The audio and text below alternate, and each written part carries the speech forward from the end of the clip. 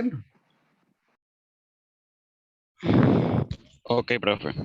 Yo quería hablar sobre las diferencias más marcadas que encontré pues cuando estaba consultando con respecto a las obligaciones de medio y de resultado. Partiendo inicialmente del concepto pues que ya dijeron mis compañeros, en las obligaciones de medio son aquellas en las que el deudor compromete su actividad diligente, entendiendo como diligente pues como la palabra clave en este tipo de obligaciones, como usted lo explicó. En ello se basa en realidad la obligación de medio, de que él actúe de manera diligente y con toda su responsabilidad. Eh, en cuanto a la obligación de resultados, son aquellas en las que el deudor compromete el cumplimiento de un resultado, asegurando al acreedor la satisfacción total del interés. Otra diferencia sería que en cuanto a las obligaciones de medio, el deudor cuenta con un número limitado de posibilidades de lograr el objetivo buscado por el acreedor. Esto distinto a lo que ocurre con las obligaciones de resultados, por cuanto en esta eh, entre más certeza exista de que el deudor pueda cumplir, le será más difícil exonerar su responsabilidad. Salvo causa extraña, el deudor no tendrá inconveniente para cumplir. Otra diferencia en cuanto a las obligaciones de medio es que en estas el deudor cumple actuando con la diligencia media que requiere la ley, aun cuando no alcance a cumplirse la prestación. Y en cuanto a la obligación de resultado, en esta se requiere obtener el resultado perseguido por el acreedor. El deudor no se exonera probando la diligencia media de este. Otra diferencia en cuanto a la obligación de medio es de que el comportamiento o conducta será tendiente a lograr un resultado, el cual es esperado por el acreedor para la satisfacción de sus intereses. Si el deudor no alcanza dicho resultado, se entenderá que no ha incumplido, no incurre en responsabilidad si actuó con diligencia y cuidado. Por lo tanto, en este el riesgo lo asume el acreedor. En cuanto a la obligación de resultado, el comportamiento o conducta deberá asegurar la obtención del resultado. Se obliga a alcanzarlo si el resultado no se logra. El deudor incurre en incumplimiento sin poderse exonerar con solo demostrar diligencia y cuidado. En este caso, el riesgo será asumido por el deudor. Listo, profe. Perfecto. Entonces, vamos a retomar lo que el compañero nos estaba diciendo, que me parece muy importante para concluir el tema de las obligaciones de medio y resultado.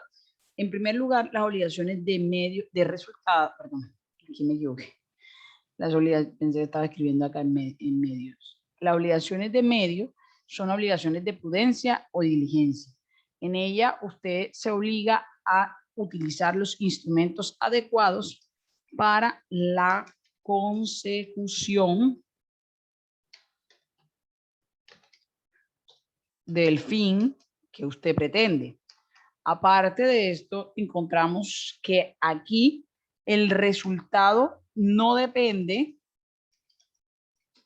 del deudor, es decir, de la persona que ha asumido la obligación. No depende ese resultado, no depende el resultado, porque el resultado está fuera de la órbita de control de ese deudor. Es decir, el deudor no puede controlar que el resultado se dé o no se dé.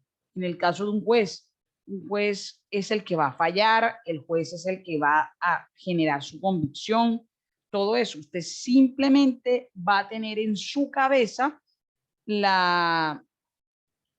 usted va a tener en su cabeza la perspectiva, la idea de lo que quiere. Entonces vamos a ver que es una diligencia y lo que nos decía aquí se exige máxima diligencia, máxima cuidado, que hay un máximo de diligencia, porque si usted no demuestra ese máximo de diligencia, sencillamente usted ha incumplido su obligación. Aquí no lo van a, usted incumple si se demuestre que fue negligente, imprudente o hubo impericia de su parte en la ejecución de la obligación que usted estaba contrayendo. ¿Por qué? Porque aquí se le va, usted incumple si no actúa con el máximo diligencia requerido. ¿Quedó claro? Allí, cuando no hay esta, se genera el incumplimiento. ¿Quedó claro? Estas son las obligaciones de medio. Estas obligaciones caracterizan, hay bastante, yo le voy a pasar la sentencia Hay bastante de estas en la parte de la prestación de servicios liberales, como el abogado, como el médico. Otra obligación en la cual usted no se puede obligar porque no depende de usted. Y aunque a veces uno no lo quiera creer, por ejemplo, en el caso de los economistas siempre le van a decir a usted, no le pueden predecir con exactitud el futuro, porque esas son situaciones o son fenómenos que usted no puede controlar. Sin embargo, si a usted lo que se está comprometiendo es a un estudio, a realizar un estudio, vamos a suponer, si usted llega al médico, usted es médico y llega a su laboratorio, llega a su consultorio un paciente porque tiene dolor de cabeza, usted se va a obligar a actuar con toda la prudencia y diligencia para ayudar a aliviar, diagnosticar y saber qué le produce dolor de cabeza a su médico, a su paciente. Pero si usted es médico y usted es cirujano plástico y a usted le llevan una foto y dice a alguien que yo quiero tener el abdomen de Jennifer López, yo quiero que usted me haga una cirugía y me deje con este abdomen, y usted médico cirujano plástico se obliga a eso, y es más, hace unas proyecciones en el computador de cómo quedaría.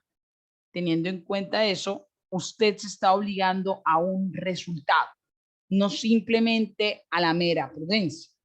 Ahora, si a mí, yo soy abogada y yo no tengo yo tengo un caso ante los juzgados, una pertenencia, yo no me puedo obligar a decirle usted se va a ganar el proceso por pertenencia, pero porque esa es una obligación de medio. Pero si yo soy abogada y yo trabajo en la Defensoría del Pueblo y yo lo que hago son investigaciones sociojurídicas y a mí me exigen que yo tengo que dar un reporte de las alertas tempranas, por ejemplo, de eso, y yo no doy las alertas tempranas, ahí estoy incumpliendo mi obligación de resultado, aunque yo sea abogado, porque la obligación de cuando yo estoy diciendo que yo voy a dar un reporte sobre las alertas tempranas, me implica a mí un trabajo investigativo que yo tengo que llevarlo. Mientras que cuando yo le digo a un cliente que se va a ganar un proceso por prescripción, es un proceso que no va a depender de mí, sino de lo que yo logre probar y generar convicción al juez de conocimiento. Sí me he dado a entender que el hecho, o sea, no podemos generalizar que todas las obligaciones, los abogados son de medio y no hay obligaciones de resultado. Depende del tipo de obligación que usted esté contrayendo. Así sea usted abogado, por ejemplo, si usted es un odontólogo y se dedica a la parte estética, y usted se obliga a realizar un diseño de sonrisa de tal forma, por muy obligación de medio que usted quiera decir, usted está teniendo una obligación ¿de qué tipo? A ver, señores, un odontólogo en un diseño de sonrisa. Resultado. De resultado. Resultado, profe. Aunque sea odontólogo, aunque sea odontólogo. Pero si usted es un rehabilitador oral y usted simplemente se compromete pues a darle una mordida a las personas, su obligación es de medio. ¿Por qué de medio? Porque usted se está obligando es a poner toda la diligencia, prudencia y conocimiento que usted tenga para lograr el fin de que la persona pueda tener una dentadura. No le está asegurando que va a quedar hermoso, ni le está asegurando que va a quedar de cual o tal manera. Entonces, señores, estamos en presencia de obligaciones de medio. Entonces, no nos cerremos la banda a decir que todas las obligaciones de los médicos son de resultado y todas las obligaciones de los abogados son resultados y o las obligaciones, vamos a poner una obligación más mundana, una obligación, cuando un equipo de fútbol contrata a un jugador de élite por mucho jugador de élite que sea el sutano, ese sutano no se está obligando a una obligación de resultado que es ganar un torneo. ¿Por qué no se está obligando ese señor a ganar un torneo? Señor, porque ese triunfo pues depende del equipo, no de él. Les voy a poner un caso. Yo me estoy viendo los olímpicos. Lo que dice el compañero es cierto. ¿Ustedes saben quién es Simone Biles? Sí, Simone Biles. ¿Saben quién americana, es? La estadounidense. atleta, la gimnasta norteamericana que ha roto todos los récords.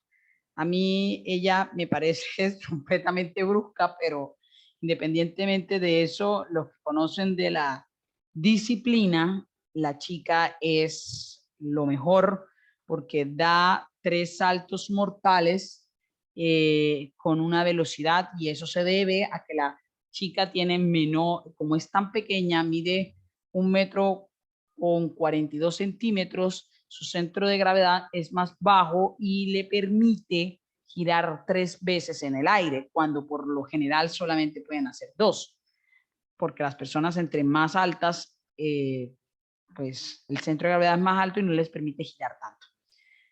La tipa estaban en el instrumento que mejor domina, que es el potro, que es el que mejor domina. La chica decía que ella tenía demasiada presión y que la presión le hizo errar en el potro. Es el instrumento. Yo me quedaba pensando y decía, ¿qué tal que esas obligaciones de estos deportistas fueran de resultado? Eso lo pensaba ayer cuando estaba viéndome que ella también se retiró de las individuales.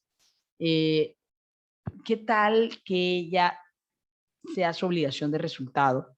Y le di, como en Corea del Norte, no sé si ustedes saben que en Corea del Norte, si no ganan medallas, pues los mandan a ejecutar.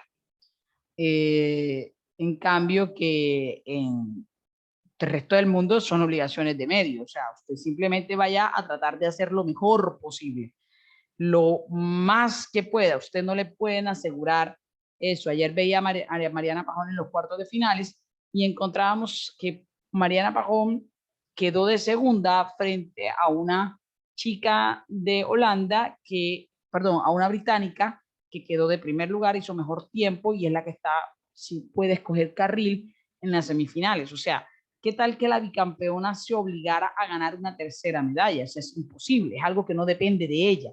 Entonces, como no depende de ella, por muy bueno que sea un jugador o un deportista, no podemos obligarle a que obtenga el triunfo, porque eso no es algo que depende de él, depende pues de un hecho de un tercero, no depende del resultado de él solamente se va a obligar al máximo de diligencia, al máximo de entrenamiento, al máximo de compromiso. Ahora, si un jugador de esos, supongamos que Simón se haya ido de farra a tomar ron, a trasnochar, a tener sexo, porque ustedes saben que los jugadores, una de las cosas que les restringieron esta vez es el sexo, y hacer todo eso, entonces ella estaría incumpliendo su obligación porque no está haciendo lo máximo de diligente y prudente para obtener el resultado, para conseguir el fin. Sin embargo, si ella hace todo lo que se tiene que hacer para lograrlo y aún así no lo logra, estamos diciendo, no podemos achacarla, que es lo que dice la parte final de la sentencia, que hay un incumplimiento de su obligación porque ella sí lo hizo, sí demostró que hizo todo lo posible para obtener ese resultado.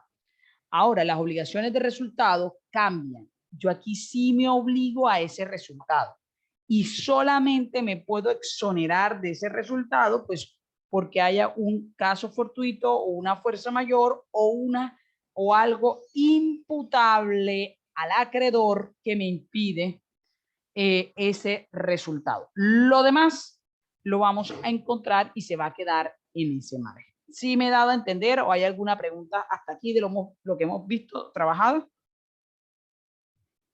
Todo claro, profesor. Todo claro, profe. Perfecto. Entonces, señores, En el día de hoy vamos a dar una introducción, que va a ser así, una introducción a un temita que vamos a ver cómo lo desarrollamos porque es bastante largo, que es el asunto de las fuentes de las obligaciones. Fuentes de las obligaciones. Y la fuente de las obligaciones, nosotros si tomamos el Código Civil, tomamos nuestro Código Civil, el Código Civil en el artículo 1498, si no estoy mal, porque no tengo el mío aquí, no sé por qué el mío no está aquí al lado mío. Por favor, ¿alguno de ustedes se sirva leerlo? Código Civil, fuente de las obligaciones.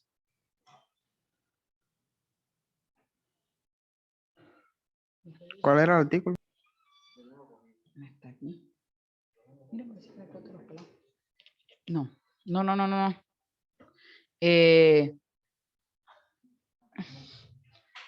Miremos el artículo 1498, si no estoy mal.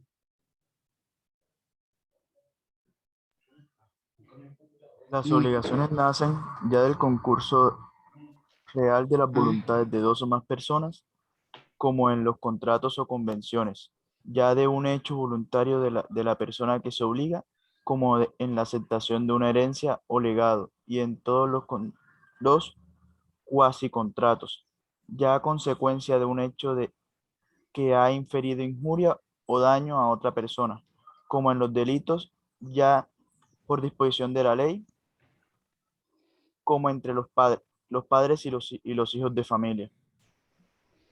Bueno, señores, voy a hacer una salvedad, no porque, sino porque tal vez cuando ustedes vayan a contratos, su profesor de contratos, si es el doctor Ernesto Ortiz, él puede disentir un poco de esto que eh, estamos viendo. Y que es, gracias, es el artículo 1494. Pero no es que yo les esté enseñando otra cosa, ni él les esté enseñando otra, no, sino que a veces no tengo por qué seguir lo que piensa el otro, ni él tiene por qué seguir lo que pienso yo. Sin embargo, lo que se va a enseñar, lo que se trato de enseñar es lo más moderno con respecto a el concepto de obligaciones. Quiero que quede el de la fuente de las obligaciones. Miremos en esta fuente de las obligaciones, podemos decir que hay dos clases, o sea, se pueden clasificar por dos sistemas. Uno que es un sistema clásico de las obligaciones, que es el sistema que está recogido en el artículo 1494 del Código Civil. Este sistema tiene como base la clasificación que le dieron los romanos, es decir, desde el derecho de Roma, pasado por el derecho de Justiniano y después por el derecho de las glosas y posglosas, en la época de los años de los siglos IV, V y VI, antes que imperara el derecho canónico, se forjó este concepto de fuente de obligaciones y que por esa tradición que toma Andrés Bello del derecho francés de la escuela de Savigny en Alemania, nos los trae al Código de Chile y como Colombia es bien copieta, se copió también en Colombia. Pero esa es la historia, eso es lo que les estoy explicando de dónde viene este sistema clásico. El sistema clásico de las obligaciones arranca con una definición y nos dice, mire, lo primero, las obligaciones tienen como fuente, la primera fuente es el contrato. Nos dice y nos arranca y nos dice la segunda fuente son los cuasi contratos. Y cuando ustedes les dicen cuasi contrato es algo que se acerca al contrato, pero nunca llegará a ser un contrato. Encontramos una tercera, que son los delitos, y hablamos una cuarta que le vamos a llamar los cuasi delitos. Son cosas que causan daños, pero que no están tipificadas en el Código Penal. Y encontramos la otra fuente de las obligaciones, que es la ley. ¿Quedó claro? El sistema clásico de fuentes de las obligaciones es el que les estoy señalando. La Corte a veces lo cita porque está en la norma y no podemos decir que no. Pero, ojo, aquí viene el trabajo que ha hecho el BGG, que es el Código Civil alemán. El Código Civil alemán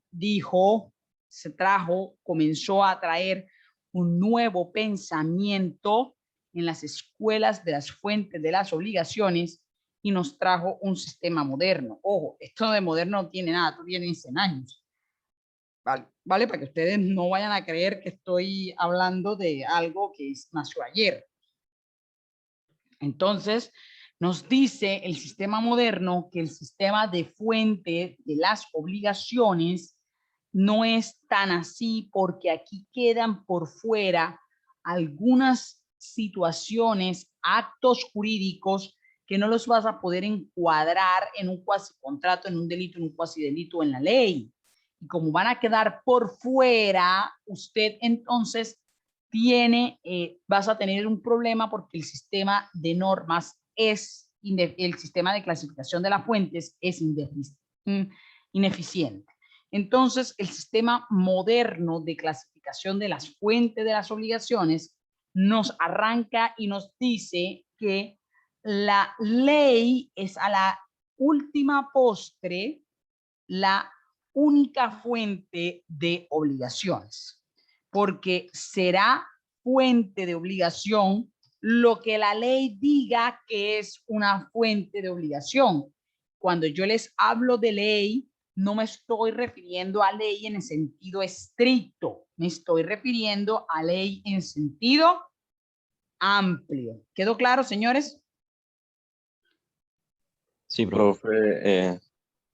Entonces, vamos a trabajar, arranca el sistema moderno y te dice, mire, la ley es en último y al final y al cabo la gran fuente de obligaciones, porque será fuente de obligaciones, o más bien, producirá obligaciones, engendrará obligaciones, todo aquello que la ley, sentido amplio, amplísimo del concepto de ley, no simplemente la norma positiva creada por el órgano legislativo, sino en el sentido amplio, diga que es ley, que es fuente de obligaciones. Entonces, arranca con ese sistema. Entonces, después que nos deja claro que todo, la madre de todo, la gea de todo, que crea toda la vida en el sistema de las obligaciones, es la ley, nos dice que podemos identificar fuentes que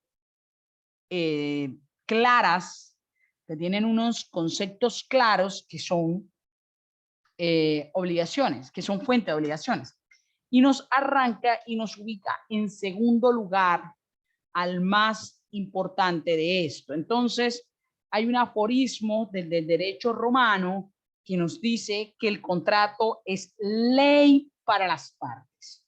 Pero ya nosotros no vamos a mirar solamente el contrato, porque el contrato es una parte, se requiere una convención, un convenio, un acuerdo, un amarre entre dos voluntades. Yo también puedo crear obligaciones con mi sola voluntad. Entonces, esa crear sola voluntad, allá lo llamábamos cuasi contratos y decíamos como las asignaciones testamentarias, según lo que leyó el compañero. Pero resulta que cuando yo registro a un hijo, me están naciendo obligaciones alimentarias y eso no es un cuasi contrato. Eso es un acto jurídico voluntario de alguien. Resulta que cuando yo doy una oferta mercantil, que solamente hay una parte que se llama el oferente y el otro es el remitente, se está creando una obligación y eso no está en los cuasicontratos. Se dice que cuando yo doy una opción, le entrego a alguien una opción, cosa que se utiliza mucho en el deporte, te voy a dar la opción de compra. Esa opción es un acto unilateral de alguien. Se dice la norma que el bendito pacto de preferencia es una declaración mía hacia ti, donde yo me obligo a preferirte en caso de que vaya a celebrar un negocio. Y no es la voluntad de más nadie. Cuando yo hago una cláusula de confidencialidad y te obligo a que lo que te vaya a decir tú no lo puedas callar, tú lo tengas que callar y no puedas divulgarlo, solo ha nacido la obligación cuando tú firmaste porque te comprometiste a hacerme confidencialidad a mí. Entonces nos damos cuenta que esa voluntad no necesita, no requiere siempre en todos los eventos que haya un acuerdo, que haya un convenio. Se requiere que haya eso, la voluntad en un acto jurídico. Ustedes saben que el acto jurídico es un hecho jurídico que produce, que es una manifestación de la voluntad encaminado a producir una consecuencia jurídica. Entonces, allí tenemos el sistema moderno, nos arroja, porque dice que estos dos conceptos del contrato y el cuasicontrato son insuficientes para abarcar las situaciones que estoy diciendo. Entonces, ellos los agrupan, los recogen, lo amarran y hacen uno solo que se va a llamar el acto jurídico. Acto jurídico que va a tener como eje la voluntad de las partes. ¿Queda claro? Esa segunda fuente. Miramos otra tercera fuente que nada más la estamos enunciando, estamos profundizando en ella. Una tercera fuente del derecho moderno de las obligaciones nos va a decir, mire, aquí usted dice que son los delitos y los cuasidelitos, pero a mí no me importa si la conducta estaba tipificada en el Código Penal, sí o no. Eso es irrelevante para nosotros. Lo que a nosotros nos interesa es que se ha producido un hecho dañoso que debe de ser reparado y que ese hecho dañoso que debe de ser reparado va a originar algo, una obligación que se llama la obligación de reparar, de indemnizar, de dejar indemne al otro, y esa es lo que realmente nos importa, dejar sin daño al otro. Entonces, miramos que la tercera fuente que le vamos a poner aquí, le vamos a llamar un hecho dañoso imputable que genera responsabilidad. Vamos a poner aquí hecho dañoso, porque el hecho tiene que generar un daño, ¿vale? Si no genera un daño, no va a haber esto. Hecho dañoso. Y este hecho dañoso es lo que puede darse dentro de una relación contractual o una relación extracontractual o una relación con el Estado. Entonces, ese hecho dañoso nos genera dos cosas. Responsabilidad civil contractual, nos puede generar responsabilidad civil extracontractual o nos puede regenerar responsabilidad del Estado. ¿Vale? ¿Quién nos va dependiendo de qué? Pues dependiendo de la clase de cosa que estemos. Si estamos dentro de un contrato, si estamos fuera de él, o si estamos ante el Estado como generador del hecho dañoso. Fíjense que ya no lo saca, no lo limita, esta fuente del derecho no lo limita solamente a las situaciones civiles de un accidente de esos, porque también nos va a decir que en un contrato se puede generar un daño cuando te incumplen, ¿vale? Y después de estas tres fuentes, nos arroja una cuarta fuente que es bastante moderna, que ya la Corte lo ha dicho, el Consejo de Estado lo ha reconocido, que es, mis queridos señores, el enriquecimiento sin justa, ay Dios, enriquecimiento sin justa causa. El enriquecimiento sin justa causa es un hecho dañoso porque aquí lo que no tengo es una razón por la cual un patrimonio se enriquece y el otro se empobrece. Como no hay una razón, el Código de Comercio nos da una norma genial que dice, una vaina genial, que nos dice algo así como bueno, se lo voy a leer para que ustedes vean toda la teoría que ha salido de algo tan sencillo, tan simple como es esto que dice artículo 831 Código de Comercio.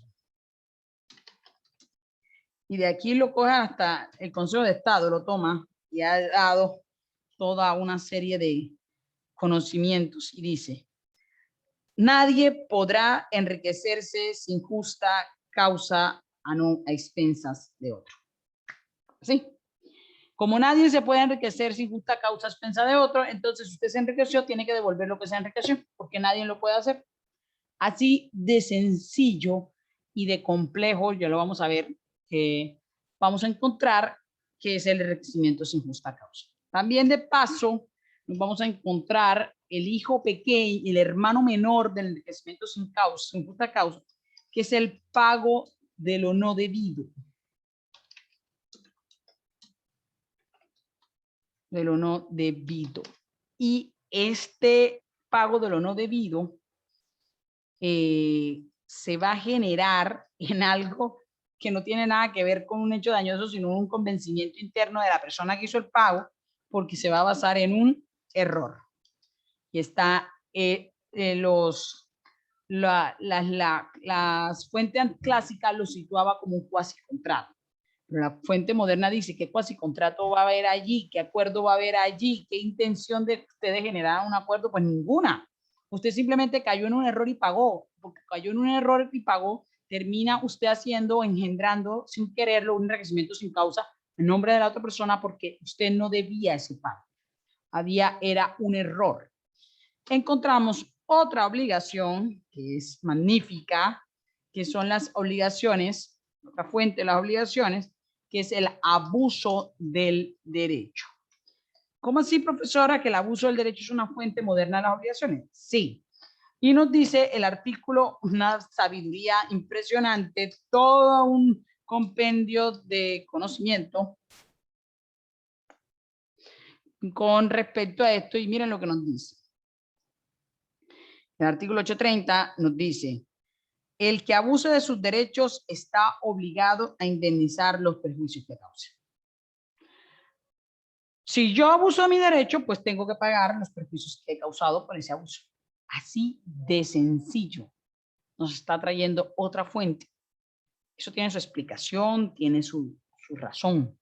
Ya la vamos a ver, pero está planteada el plato. Y por último, vamos a encontrar un concepto que nos dice por allá en la Constitución, que es magnífico, que nos hablan de algo que se llama la solidaridad. Y la solidaridad es la base para dos grandes fuentes que nos persiguen y nos atosigan a nosotros, que son los impuestos y las obligaciones de familia. Ese principio, señores, la solidaridad es la razón de ser de las obligaciones de los impuestos que nosotros tenemos y de las obligaciones de familia. Déjenme decirles que aquí vamos a trabajar ahora algo general del acto jurídico y del hecho dañoso. Tal vez enunciemos las características generales del enriquecimiento sin justa causa. Pero la solidaridad, que es impuestos, lo ven ustedes en tributario, y obligaciones de familia, pues ustedes la ven en familia. Este del hecho dañoso de responsabilidad estatal, ustedes ven una asignatura con eso. Entonces aquí simplemente vamos a esbozar los elementos más generales de estas fuentes. Porque sin quererlo, ustedes ven, generalmente van a ver todas estas fuentes de obligaciones en las asignaturas que vendrán más adelante en su clase. ¿Ha quedado claro, señores? ¿O hay alguna duda con respecto a esto? Ninguna, profe. Bueno, mis queridos hijos, ustedes tienen la obligación, que es una obligación conmigo, que han surgido cuando decidieron tomar el curso, de buscar esto como fuente de las obligaciones. Y van a buscar elementos esenciales, naturales y accidentales del acto jurídico. Para la próxima clase, quiero que participen todos. No quiero estar hablando yo, para que no vayan a andar diciendo por ahí en las calificaciones, vi que habla solamente y no escucha preguntas de los estudiantes. Entonces, ustedes van a hablar y van a mirar esto de aquí. ¿Quedó claro? Ustedes van a hablar y van a traer este tema trabajado. Acto jurídico como fuente de las obligaciones. Van a ver que es un acto, señor. Elementos esenciales, naturales y accidentales. Pero los accidentales en realidad eso no lo van a ver ustedes en contrato, pero simplemente necesito que los enuncien, o sea, los traigan a colación. ¿Quedó claro? Señor, si tiene documentos que hablen de esa nueva Yo creo que sistema les voy moderno, a mandar lo algo pueden enviar. de esto. La Corte pues ha hablado que el enriquecimiento sin justa causa es un hecho, que el hecho es dañoso, que ya eso no le llaman ni cuasi delito ni delito, sino responsabilidad o hecho dañoso. Ellos hablan del hecho dañoso. Entonces nos ubican estas nuevas fuentes, aunque ellas arrancan de aquí, arrancan de esta clásica, terminan ubicándonos aquí por la necesidad de que el derecho avanza y que no podemos dejar situaciones como la oferta mercantil por fuera. Es más, en el BGG, que es el código alemán, ya no se habla solamente de responsabilidad civil contractual y extracontractual, sino responsabilidad civil precontractual, es decir, antes del contrato, para explicar algunos fenómenos como se dan en la oferta, en el pacto de preferencia, en la opción y en eso. Entonces nos vamos dando cuenta que el derecho va avanzando, avanzando, avanzando, avanzando y nosotros estamos por acá retraídos todavía estudiando fuentes clásicas cuando se hay elementos que deben de ser estudiados porque el derecho avanza, es un organismo vivo. Esto no estoy diciendo que está mal, porque ustedes van a encontrar sentencias de la Corte y van a encontrar esto, pero la Corte arranca de esto y se termina metiendo en esto. Termina diciendo, sí, las fuentes de obligaciones son estas. Sin embargo, también hay otras fuentes de y las reconoce y las aplica. ¿Quedó claro? Entonces, ustedes, mis hijos, a buscar esto, van a buscar el acto jurídico, que es lo que tenemos para la próxima semana. ¿Les parece bien? ¿Todo claro o hay alguna pregunta? Bueno, mis niños, nos vemos la próxima semana. Cuídense, pórtense bien, no anden en la calle buscando el mal y a estudiar. Nos vemos.